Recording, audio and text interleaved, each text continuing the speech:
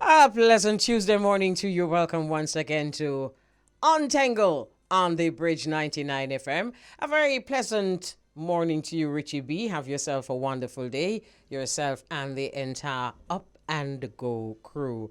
Want to say morning to all our listeners. Thank you very much for joining us on the bridge. Always a pleasure. We're here because of you. And of course, a very special morning to the Untengle team. Morning! Getting ready to talk to Caribbean American vlogger and author Andre Cuffe, who is just about ready for us to talk to him right now. Good morning, Andre. Good morning, Mama Elise. Blessed love. How are you? Oh my God! Thanks for having me. You're most welcome. You know, Really, I'm looking at your cap, and it said Chat Patwah, but all, what you say? all the time.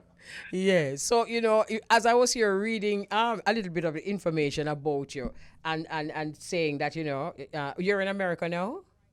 Yes, yes. I'm in New Jersey. Yes. Oh, New Jersey. I remember you said, when I was reading, it said when you're growing up as a child, they usually tell you that you're talking broken English. But Absolutely. if my memory serves me right, they usually tell you so we chat bad. We chat, but so, so okay. So let me ask you a little bit about yourself before we get into your book and your vlog. Who is all right. Andre Cuffe? All right. I was born in Mandeville, down in Hargreaves. So Mandeville, I come from. Okay. So and raised there and grew up there till about 18, and that's when we migrated. But backtrack a little bit. So I went to Manchester High School between Okay. 1990 to 95. Never really been so hot at Chester, so my virgin said to me, Corey, rest in peace. So yo, come and go back at Homewood and go do the thing proper. So then we went to Homewood from 95 to 97, and then we handled with business, and then we graduated after that. And then Okay. migrated in 98, and I've been here ever since. Okay. So you're there in the United States, and you classify as a Caribbean American now, right? Well, I like the term Jamaican a little bit better because it's more specific to Jamaica. I You got understand? you. Got loud and clear. We understand the Caribbean Yeah. heritage. We Well, understand, I all of that. have love for the Caribbean, but I prefer Jamaican. But and it speaks to the character of Jamaicans. Jamaican people, no matter how we turn bad or no matter how we chat bad, we Right. always like to make people know, say, yes, we are part of the Caribbean, but specifically a yard we come from. Absolutely. Yeah. All right, fine. So you migrated then. So Yeah. what kind of child were you though? You mentioned about doing the thing properly back. All right. Growing up, we were very, I think on report card, every single teacher from kindergarten all the way to high school used to describe us as talkative. Oh Lord, welcome to the club. Okay. Yep. Used to describe us as talkative, and some of our classmates at the time might have thought that we were time wasters, but it wasn't that. It's just that our imagination was just what it was. Okay. All right. The curriculum never really, not that it never interests us, but we did run through it so fast that we kind of started getting bored. I get you. So, I they get say, you. they will find work for idle hands. So, that's how you start getting all kind of The problems. devil does find work for idle hands indeed. But then, it depends on what you really want to do and then what you are being taught. Because, Absolutely. like all my chemistry teacher would have did really prefer if me never in the class. You understand? But then that's just that. So, so Right. so that's the kind of child that you were. And you were, as you said, most teachers thought you were talkative. So it was a Absolutely. wonderful experience for you to be a vlogger. Exactly. So, but the funny thing is, Mama Elise, there's two teachers I can remember specifically, especially Manchester High School, that kind of connected with us differently because they saw that we weren't really troublemakers. We were just, different. So, like my English teacher, Mr. Smith, I'll never forget. He always tried to find ways to challenge us. And then our woodwork teacher, Mr. Ricketts, he always, accommodated us because he saw how technical that we used to be. So we got along with those teachers very well, but everybody else not so much. Okay, wonderful. I can understand why your English teacher would be somebody that you prefer. Because Yeah. as someone who loves to express yourself, English Right. teachers are usually kind of keen on noticing the children who love to express themselves. Right. And he never really fit the mold. Like, like the mold, like the traditional teachers we used to have, where Yeah. everything is kind of strict. Yeah. Him more relaxed. Yeah. You understand? We're more comfortable in this class so that we could express ourselves a little bit more. Yeah. Big up to all the teachers who did stay so. Yeah, man. Yeah, man. All right. So your vlog now. How did you come about that? How did that start? What inspired that? Funny story. So when we just got to America, we never realized the impact that our culture really they have on the rest of the world. So in the beginning, I'm sure a whole heap of other Jamaicans can relate to this. You kind of hide it in a way. You see what I'm saying? Until you start getting older and you start to realize the impact that we have on the rest of the world. Because even as such a small country with such a huge influence, then you start kind of come out of your shell a little bit more and start being more proud of where you come from. Right. So long story short, I did get involved in some other languages that I was trying to learn, i.e. Spanish and like Portuguese. So then now, I decided to say, all right, once we get married, my wife now, she came from Portugal. So we go to Jamaica all the time. So I never want you to be around Jamaican people and then everybody are talk and I laugh and then she don't understand what I go on. So she feel like, say, like how the situation is, you don't understand the language, you think they might talk about you. Right. You so, Right. you know that go already. Yeah. So then I said, all right, I'm going to sit down and put pen to paper and start teach her how to chat Patwah. And then just by going through and match out the thing, I start notice the similarities between our little broken English, dialect and the other languages. And then I start notice the rules. And I said, no, this thing is not just broken English. It's an actual language. It is a language. It so happened that it resides in a English, but the bulk of everything, like almost our words come from West Africa. You see what I'm saying? So then now, I start putting pen to paper and then I start teach her and she start learn. So I say, something, let me slap something together and try a thing and show it up on YouTube and see what can go on. We stay already. So hold on a little bit now, Andre, because you left out a bit. Okay. So you have the experience already of being in a group of people or in a different culture where they are speaking another language and them leave you out. So that is why you felt so strongly about not leaving out your wife.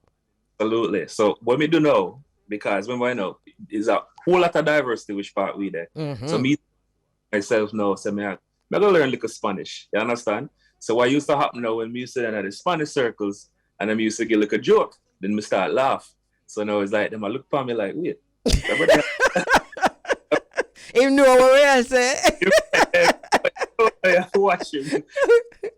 But then they were also impressed by that. You understand? The fact that they take time. So then I asked where I come from is we come from like a Spanish speaking country. And I said, no, I'm come from Jamaica. They said Jamaica.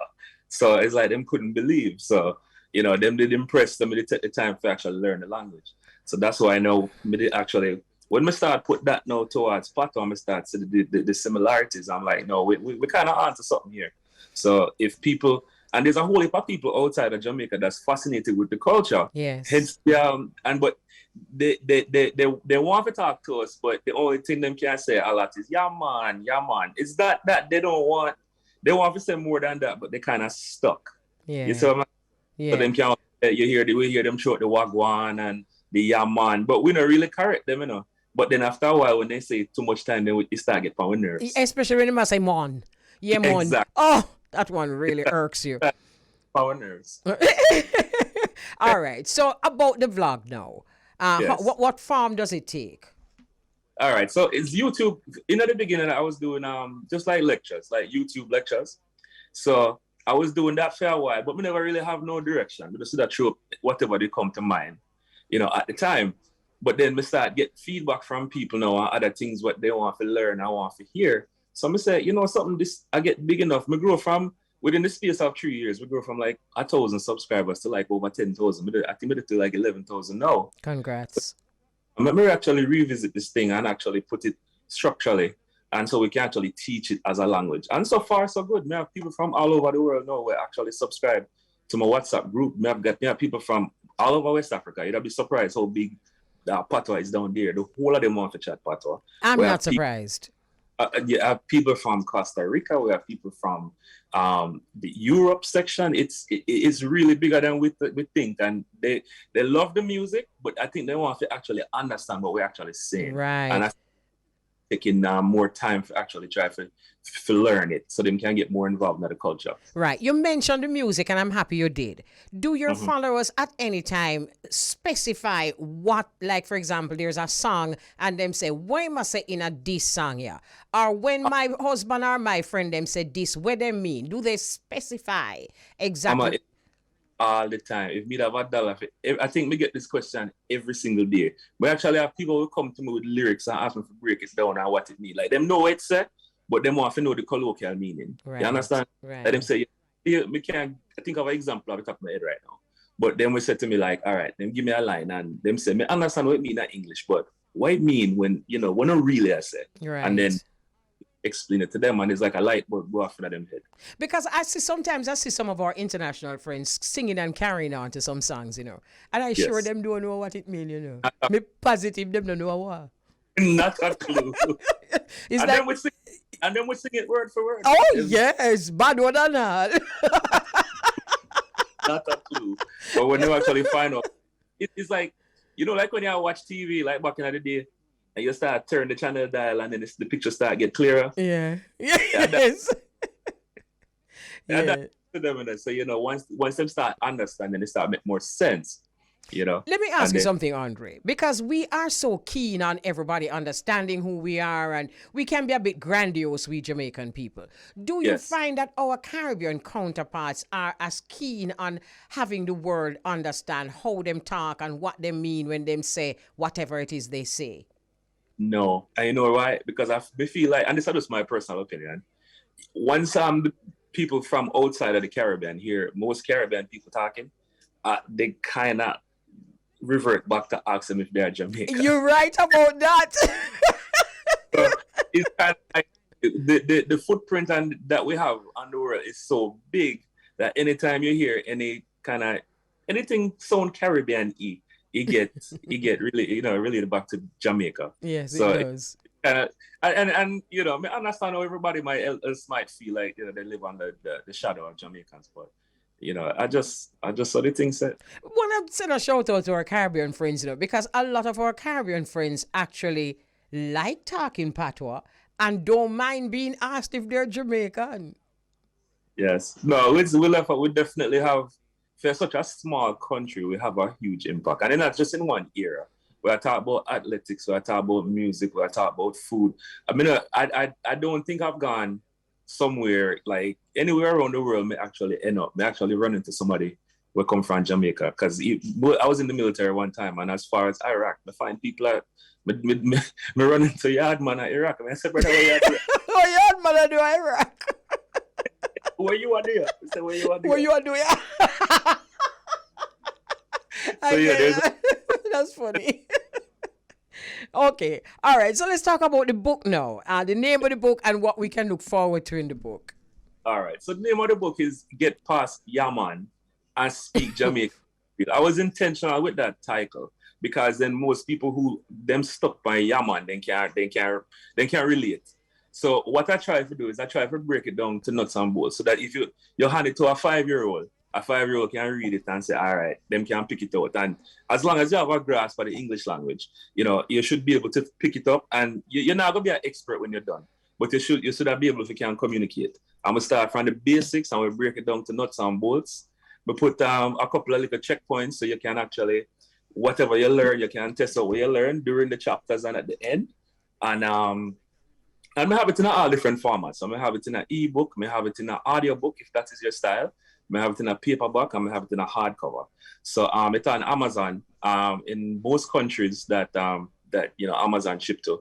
And once it's like I said, it'll get you from beginner, and it will bring you all the way up to once you're done, you're supposed to have enough tools so you can go down and communicate. Right. You know, we're talking about your followers on the blog. Oh, that's a book, Jamaican Patois. Okay. We're talking about your followers on social media. But I have also found that there are other spaces where people really want to understand what it is that we're actually saying. And one such space is the justice system. Mm, And another such space would be perhaps right. teachers in schools. I know that most Jamaicans, when they migrate as children and they go to school, whatever grade, whatever level school, Right. one of the biggest problems that they have is not being understood. Yes. Do Especially the very young. But yes. what I found is the reverse of that. I get a lot of emails from people who their family are Jamaican and they were born here. And it's like when they go around family gatherings and stuff, everybody at Chat Patwah and they might understand, but they can't talk. So they feel kind of incomplete because it's like, yeah, me have Jamaican heritage, but we can't speak the language. Mm-hmm. So get a lot of that. Plus, I've gotten a lot of. I got a teacher from Brazil that she was teaching it as a second language to some of our students, Okay. and gotten a book for that too. So it's a tool. You see what I'm saying? So it will get you from beginner to intermediate. I mean, how it's used. It's Yeah. entirely up to the reader. So But entire. Exactly. yes, I get you. So Yeah. as we seal off, as someone who born and grew in Jamaica, chat Yes. patter when you're a little picnic, people Yes. tell you say you chat bad. You go a foreign, watch you know, you go a foreign, I know you Yeah. have book about or you chat bad.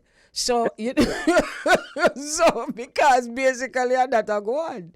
That is so satisfying for me because what I notice now, and a lot of people are coming up with more things. Like if you notice, like they AAVE for the African Americans and stuff like that. And there's a guy, I think his name's Son Michaud. I don't remember his name. Don't crucify me for butchering his name. Him actually teach at Harvard now, Gullah. You understand? Which is the kind of like a cousin to Patois, because when you hear them talk, them use a certain vernacular that we use. So I'm like, wait a minute. So it was with Raul Blaze the other day doing an interview, and they were discussing how similar Patois was. My Yeah. final question to you, Andre, is you said you actually started by teaching your wife Patois. How well Yeah. is a student is she? And can you know chat Patois together? Well, she's a good student. I tell you, she's more actually. Everybody have sheep tongue because what happened is, you know how we stay sometimes as Jamaicans when you want somebody to learn something. And she always stop me and I say, you just calm down, man. Take your time. Go slow, go slow. Cause we chat So, Patois fast, so, you know.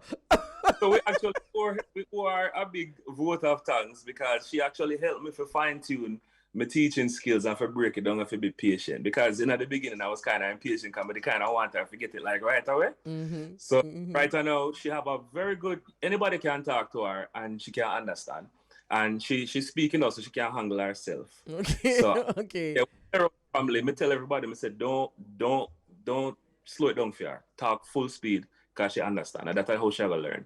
So, Okay. Okay. but Interesting. It's interesting though because as I'm listening to you, there are some Jamaicans who that don't want her to understand Patois.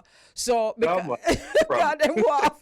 But I big up to you for having her wanting to understand your language. It's a pleasure talking to you. it was a pleasure. The pleasure was all mine, Mama Elise. And I know you're there foreign, so is there anything you want to say to those of us here at home? No, just want to say big up, man, and we need to come together and unite and start supporting each other. Because the thing is, we don't realize what we have until we leave and then we see what we're actually taking for granted. So if anything we can tell with people, me love my people, me I tell you, say, me love my country, me love my culture, me love my people, and we need to find a way to come together. Well said. Can I just say something to you though, Andrew? My last words to you. Yeah, man. Although you talk Patois and you talk real Patois, you see, those of us who left for Jamaica still pick up a little bit of foreign in your Patois, you know. You know. All right. We can't turn you up extra. Turn you up! but no mistake, you know, kind of you can't chat the rat, you don't know. I believe you. I believe you. Wonderful talking to you. Have a wonderful day. And bless up my fellow Jamaicans when they are firing a chat. Bud. Much respect, my man. All right. That's a wonderful conversation. So, want to remind our listeners that June is Caribbean-American Heritage Month. And this is one of the reasons why we thought we would talk to Andre Cuffe is his name. So he's a Caribbean-American vlogger, and he recently published a book, Jamaican Patois. Thanks again for joining us, and we're going to take a break. We soon come. Want to say a very special afternoon to our guest, Lilieth. Lilieth, are you there? I am. Hi, Queen Elise. How are you? I am very well, thank you. What a beautiful picture that is on our screen. That's beautiful. All right. That's a picture of you. I am very well. And I just want you to know that we are streaming live to the Tri-State. So my co-host is Beauregard, and he is host of the Corporate Hour on Irie Jam Radio. So he will also be in on the conversation. All right? Hi, Brother Beauregard. How are you, Sue? I'm doing great. Good afternoon, Miss Clacken. Good afternoon to you. Okay, well, the story is not a happy one, but we just have to push through because life is like that. So the first thing I would like you to do, Lilieth, is to tell us about Haile. What are your memories of Haile? Who was he? Haile was my only son. At 36 years old, he was taken from me. But Haile was a very, very highly educated person, not only for himself, but he loved to share his knowledge.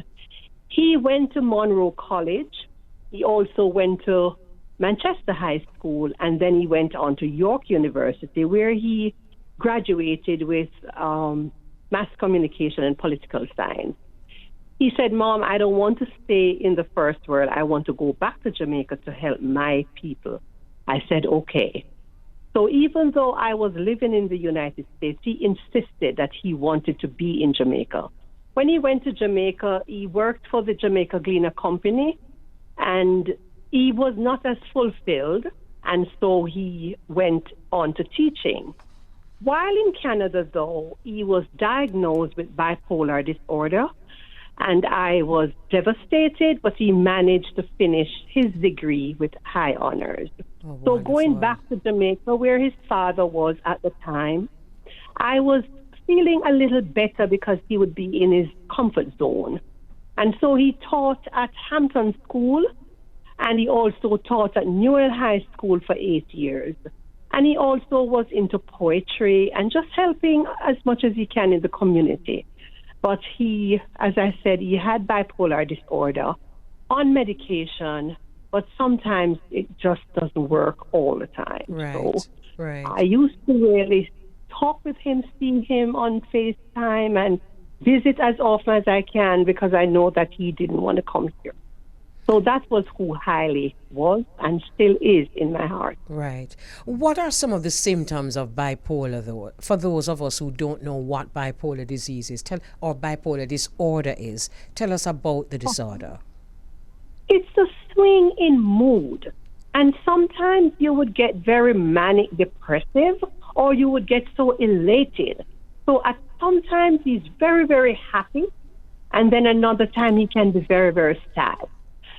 It is very individual, though, Sister Elise. It depends on the individual. It's very, very hard to specifically say, if you have bipolar disorder, this is your action. Yeah. Because with Haile, I found he became very spiritual. He became very reserved. He wouldn't want to eat.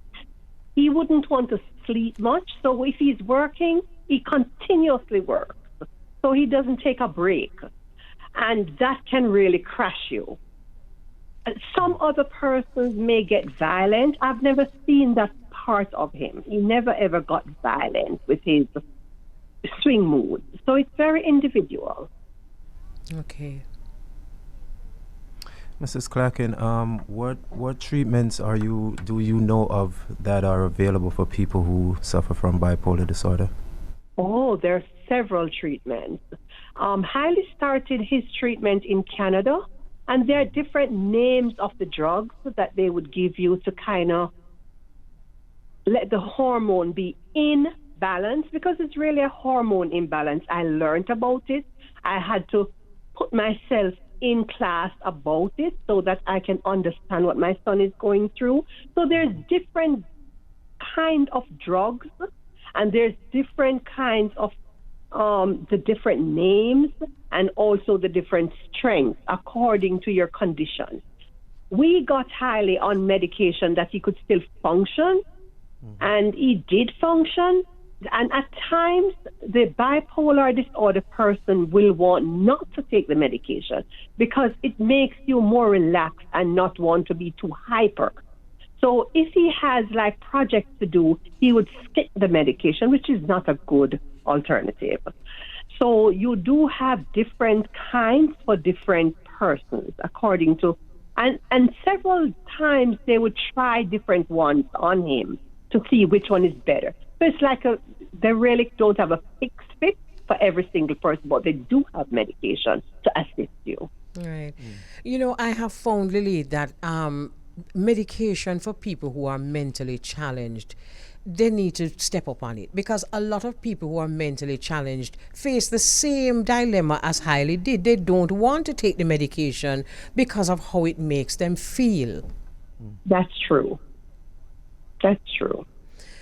Because the medication that he was last on, because at first Haile was on pills, and Haile is very, very smart. He would slip the pills, and then that's when he's going to have a breakdown. Because to be fair to the medication, though, I have been living with him for 16 years. And whenever he's on it, it's fine. But then if he slips it and doesn't take it, then that's when I know he's going to go into a depression. But the last time now, for several years, maybe about 5 years, he was on the injection that it lasts for a month.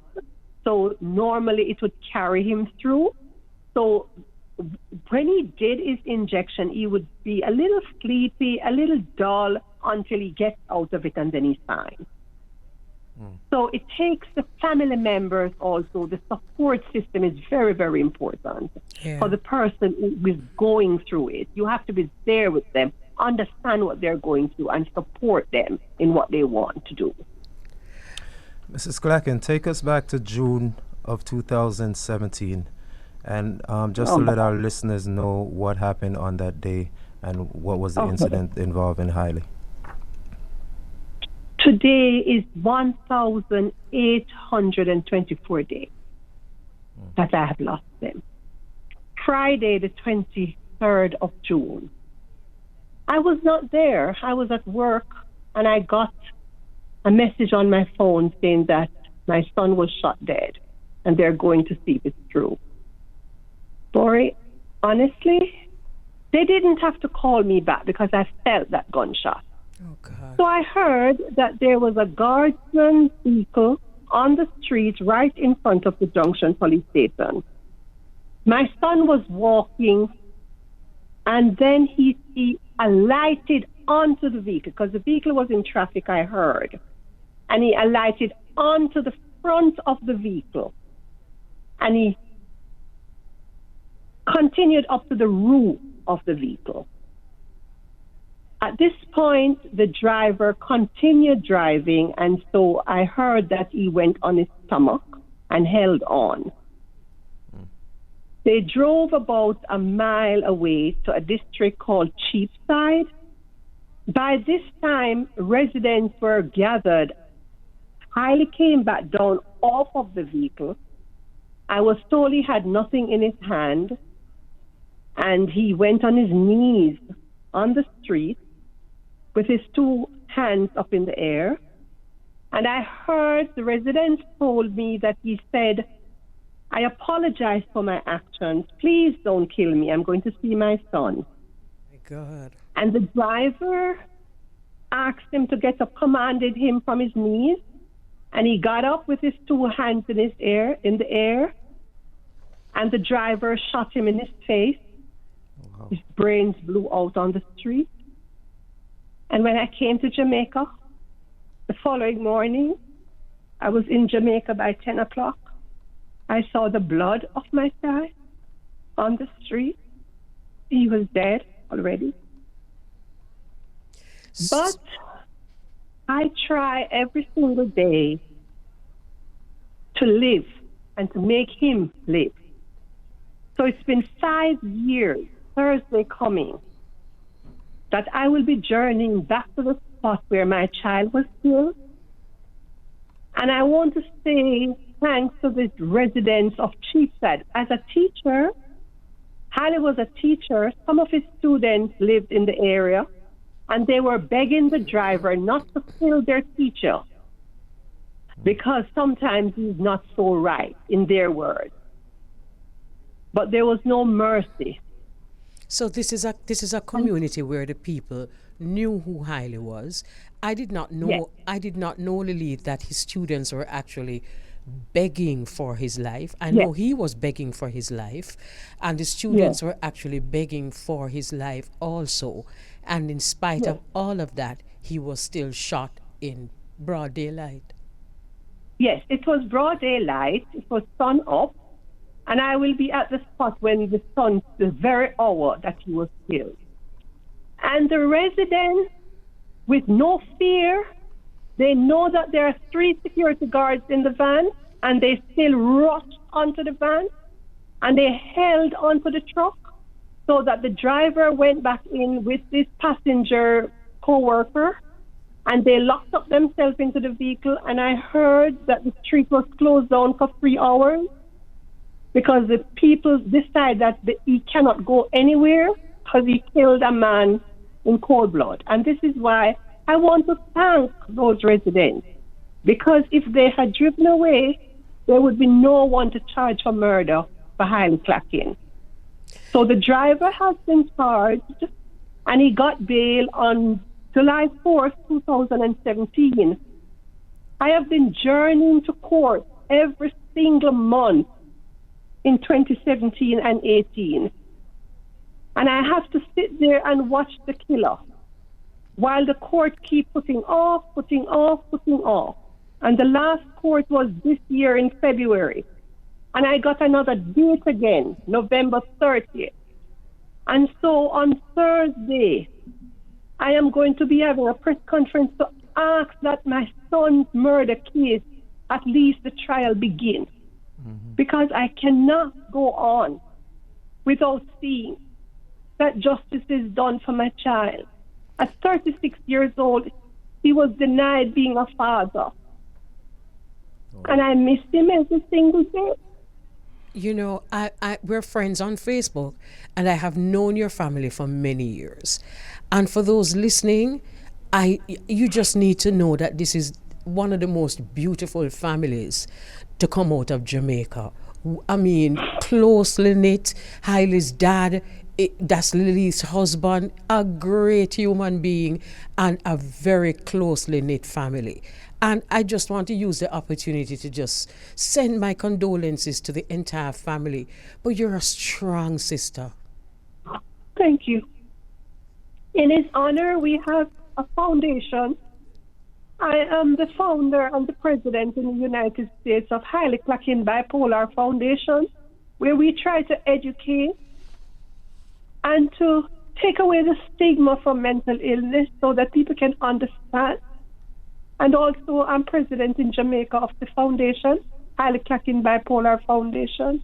I want to take this opportunity to thank all the board members who sit on the board in the U.S. and in Jamaica so that we can make a difference and to help those and to educate the licensed firearm holders like the police, the security guards, and licensed firearm homeowners, that they should take more responsibility when they have a licensed firearm and to value other people's lives, especially when theirs was not in danger. My condolences, Ms. Clacken.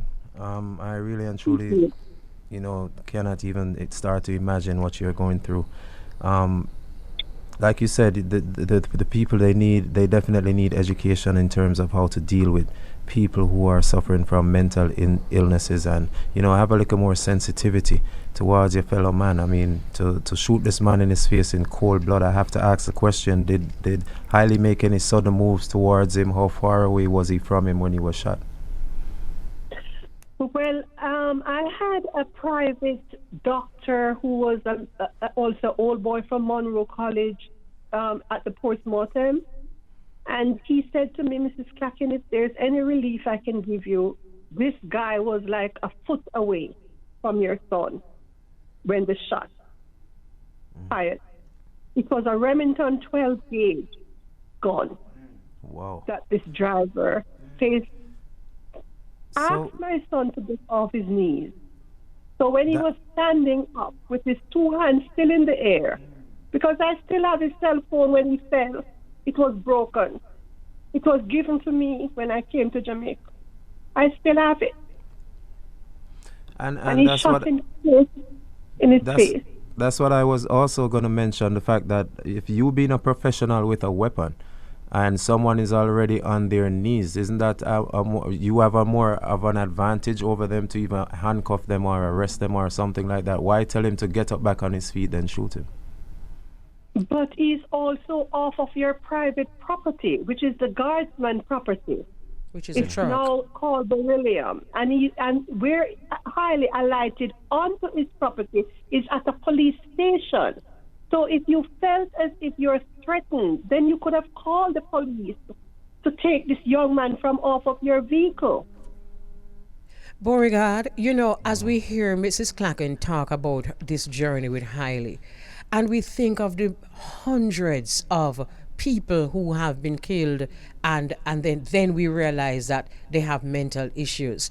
We spoke about this yesterday with some friends of ours. I really brought this to the fore because we have to realize that these people are part of a family. They are somebody's son, somebody's daughter. They are somebody. Not because they are mentally disturbed means that you're going to have your way with them. And unfortunately, this happens in Jamaica. Well, Mama Kelly, I'm looking at everything that I'm hearing and listening to everything that Mrs. Clacken is saying. And, the fact that he passed the police, that's one thing that could have, brought everything to a halt right there. He could have stopped where the police was and tried to de-escalate the situation. The man already got off the vehicle. So you didn't have to even get out of your vehicle. You could have kept driving. That's another situation right That's there. true. I never even thought of that. And the fact that he was on his knees and then you told him to get up off his knees and walk up to him is 3 opportunities you had where you could have avoided shooting this man.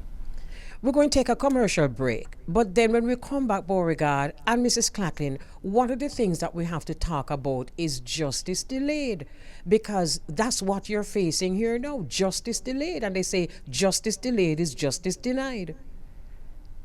So we're going to take a break. We'll soon come forward. So we have live online Mrs. Lilieth Clacken, and she's the mother of Haile Clacken. And for those listening, you heard the journey. So we've gotten to the court system now. So Lilieth, I know that the pandemic may have delayed the hearing a bit.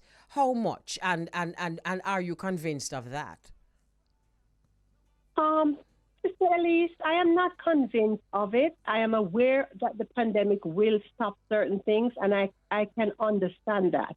Why I'm not convinced is he was killed 2017. 2018 up to 2019, we were still going to court. Everything was in place. Just that a lot of times when the defense attorney does not turn up, and this is why I want to stress that our justice system needs to be more adequate. Because a lot of times the accused is there all the time, and the defense lawyer has another case court somewhere else. I find that slack. If you have a murder case in St. Elizabeth, in Black River Courthouse, why would you schedule another case in Kingston? That just is not proper. So a lot of times I take the plane, I go to Jamaica, and it's always putting off for various reasons, but never for the reasons that I'm a justice of the peace in the parish of St. Elizabeth. So I realized that everything has to be in the documentation ready for trial. Those have been readied before the pandemic hit. So there is something else that is happening that it can cause a lot of frustration for other people, because I've known mothers who their children have died from somebody's hands, and because of frustration, they just forget about it. They give them so much frustration. This time, this woman is never forgetting it. I need a trial that I can hear what took place, and that you can be held responsible for murdering someone who did not have a weapon in his hand, posed no threat to you. Mrs. Clacken, So I still don't think the pandemic caused it, Elise, but I'm hoping that by November 30th, and with my cry and with the support of people who want to see justice for all. you know something, Mrs. Clacken, unfortunately, I don't know if it happens anywhere else, but I'm aware that it is a strategy of some people in the court system to keep putting off cases that they doubt will come out with a positive, outcome. And I think so. and it's, for if this is not the case, then the system needs to show us that this is not the case, because as it is here now, it's looking like that's the case. I think you're absolutely right. It's 5 years. So I'm hoping that the Minister of Justice, to whom I have already written a letter and appealed to him, I have been sitting in court for 2 hours after the time is called up for the judge called the case, and the lawyer walked in 2 hours late, saunters in with a smile on his face. It's unbelievable the things that I see in court in Jamaica happen. We need to tighten up our system and really help hold our professionals to a standard, so that even the accused, these things are not dragging out, because it must affect the accused also, and the families who suffer, the victims. You both are right. I believe that it's a tactic that they use, a strategy. It's to frustrate a lot of people, so that people, even if you have witnesses for a case and the case gets put off, people might change their mind and say, "Oh, I can't bother with this." Even in traffic court here in the United States, they do these things as well, because you might want to, go against what do you call it? Challenge a ticket. And the officer has to show up, and that officer will not show up for the 5 times that you appear in court. Every time they tell you to come back, until you get frustrated and you end up paying the ticket and don't show up. Yes, and I would like to add that there are witnesses who really don't have to give that time to go to court and do what they have to do, just out of the goodness of their hearts, out of justice of their hearts. They see something wrong. They don't have to stay around for 5 years. And if we're going to depend on our witnesses, then you have to remember people have lives to live. They can be different places in 5 years. Their memory are not going to be as clear anymore. Mm-hmm. We have already lost a witness, and all of that. So, come on. You see, Mrs. Clacken, I think this is what the system knows. This is exactly the point that we're making. The system knows this. And if it was just an ordinary driver on the road, that would be one thing. But this is an armed Guardsman Security vehicle. And sometimes, unfortunately, the system errs on their behalf. And that's right. Yes, I think this is what is happening. And whatever the case is, I just want to commend you. You are an amazing mother, because you have not let it go. And whoever did this supposed to be uncomfortable because every single day that most I give you and your husband, you talk about it, you have not forgotten it, and you will not forget it.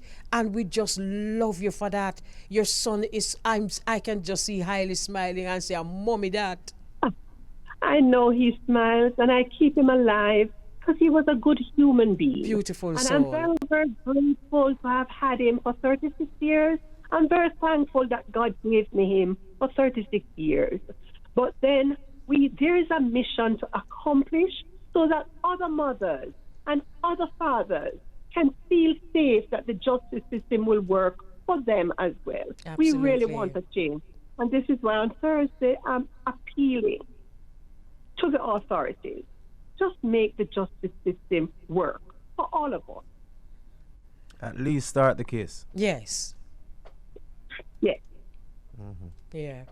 Okay, I'm looking at a bench that was erected on Haile's behalf, and you know, for those of us who see this bench, for those of us who are listening to this story, what can we do to move your heart in even more to show you that we're not all vampires? Oh, I know that with us, Sister Elise. And I want to tell you, my brother here in the United States, without the prayers and the support and the love and the commitment that the community and even strangers have given to me, I know that I would not be here today talking to you, Sister Elise. I would not be here because I asked God to take me when my only son died. And he did not. And this is why I knew that the mission of helping people with mental disorder was my call. So I know I'm grateful to all who have prayed for us and to all who have sent love, because through prayers we know that we can go on. Absolutely. We will never be getting over it, but we're getting through it. Thank you so very much. How is the rest of the family coping? Well, Mr. Clacken is not the same, I can tell you. He lost his only son, but he has been a rock. He has been with me, holding me, letting me know that there's going to be a better day, which I'm sure he feels the same darkness, but he's been there. The girls have not been doing great either, but they are holding up because they know that he would not want us to go under. He has a lovely 13-year-old son, so I have to be strong so that when he looks at his grandmother, he can remember his father with love. Yes. Wow. You know something though, Mrs. Clacken? Thank God for that son, because at least he left a piece of him with you. I know. And he looks so much like him. I do. Mrs. Clacken, just before you go, tell us about the Haile Clacken Bipolar Foundation, just for those out there who might be seeking services. Thank you so much. There is a website, www.h, as in Haile, C, bipolarfoundation.org. That's where you can go to get all the information in the U.S. and in Jamaica. There is a psychiatrist who sits on the board in Jamaica, Dr. Doris Garvey. She was Haile's psychiatrist, and so she's a member of our board in Jamaica. In the U.S., we have members sit on the board as well, but any form of mental illness, postpartum depression, we learn is on the mental illness spectrum as well. Autism, schizophrenia, just about, there are help. There is so many places that you can go to get help. And we in the U.S., we always partner with NAMI, National Alliance of Mental Illness, and we have put on educational programs so that you can see any little symptom, because sometimes it's not obvious, but when you see a change in attitude, the most important thing is to educate the public so that when you say you have a mental illness, you're not looked on as if you can't function as a human being anymore. Absolutely. Or that you must be put away. This is what is important. It's just a regular illness like anything else. Cancer, diabetes, we talk about these things. We go to doctor for these things. Mental illness is a part of our illnesses. Yes. It's just that it's the brain, which is very important. So that's what we do. www.hcbipolarfoundation.org. Thank you so much. Wow. Wow. I want to thank you and commend you for your services and everything that you have been doing, and just for your strength. And we're going to be praying for you, and hopefully everything works out. Thank you so very much. I appreciate it. Thank you, Bridge FM, Queen Elise, Brother Brogard. Thank you so very much. And exactly what our Beauregard said a while ago is exactly what I was going to say. So he spoke for me too. All right. Yes. Bless you. We We're praying for appreciate, you. and the family, yes, the family is grateful. We really appreciate you. Thank you so very much. Okay. You have a wonderful rest of the day and send our love to the family. I will. Okay. Oh, Wow. Beauregard. She's strong. She is strong. She's strong. She has a strong husband. Thank God she has a real husband. She has a husband. I mean, she's on my Facebook page, and that man loves his family. And we can see it in all the pictures. So she has him. Thank God for that. She has her husband, and she has the rest of the family. But sometimes we read about these stories and, other stories like what happens in your side, young people being shot and killed. And we need to go behind the story and meet the people who suffer as a result of actions like that. Yes, true indeed. So we give thanks for this platform, Mama Kelly. Yes. We've been reaching out to a lot of people, and a lot of people are tuned in, and they love what we're doing here on Untengle. So I must thank you for allowing me to be a part of this also. The other day I was on the road, and a lady came up to me. Let me say good afternoon to Lady Judith. That's her name, Lady Judith. She said, the connection with you and Mama Kelly, it's so natural. I just love the two of you together. I was like, thank you so much. I'll let Mama Kelly know that. Thank you so much. And can I tell you something, Beauregard? This is why I knew that I could invite someone like Lilieth Clacken, because I know that your empathy, you're a very empathetic gentleman. In fact, one of my friends said so to me the other day, that she's just loving your empathy. And it is very important that we not just have artists on, but we have people on. True indeed. True indeed. So just thank you for your empathy as a man, and thanks for setting that example of being an empathetic man. Thank you very much, Mama Kelly. I appreciate that very much. Ooh. Before we go, Mama Kelly, yesterday was Chesedek's birthday, so I'd like to send a happy birthday going out to Chesedek. Yes, I saw him on Facebook. You want to see him face. Chesed, bless up himself. Yeah, man. Yeah, man. So we do this again, most high willing, on Thursday. Yes, we will, Mama Kelly. Until then, you take care, and to your listeners, have a rest of your afternoon, a wonderful afternoon, I should say. The very same to you and your listeners, Beauregard. Bless up. All right, take care. Ooh, yes, it's one of these conversations that we have to have. And no matter how sad it is, we just have to brave it up and have these difficult conversations and let people know what happens behind the scenes. So when we hear news items about young people or just people generally who have been innocently killed, let's meet their families, that we can understand the gravity of what really happened. Mrs. Lilieth, Mr. and Mrs. Clacken, be brave. And I know that the Most High will always be with you. So thank you very much for being part of our conversations here on the Bridge 99 FM and also on Irie Jam Radio. We appreciate the company, we appreciate the conversations, and we appreciate your comments. Thank you very much to our Caribbean Heritage Month guest, and that's Andre Cuffe. And Andre is a popular vlogger and also an author. We had a wonderful conversation with Andre. Thank you very much, Andre. And it is now 1 o'clock, so it's time. Thank you very much to Team Untengle. And it's time for the Queen, Nikki Z. She just stepped in, so it's her time. Love on you. Bless up.